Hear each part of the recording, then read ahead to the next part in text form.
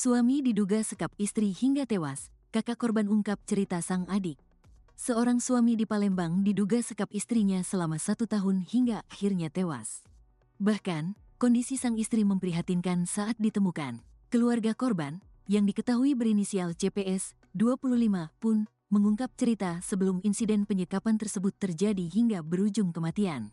CPS ditemukan kurus kering setelah pihak keluarga datang ke rumahnya di Jalan Abi Kusno, Kecamatan Kertapati, Palembang, Selasa, tanggal 21 Januari tahun 2025. Purwanto, 32, saudara CPS, mengatakan bahwa diduga kuat pelaku penyekapan adiknya adalah suami korban, WS, 25, berdasarkan cerita langsung dari CPS sebelum meninggal. Sebelum adik saya meninggal, dia bilang bahwa dia, suaminya, sudah jahat.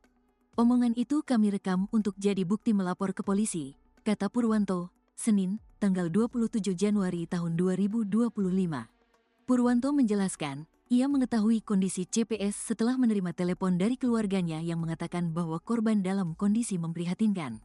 Berdasar informasi itu, Purwanto langsung bergegas menuju rumah kontrakan korban. Sesampainya di sana, ia mendapati CPS dalam kondisi kurus kering dengan bau tak sedap, dan rambutnya menjadi gimbal serta berkutu.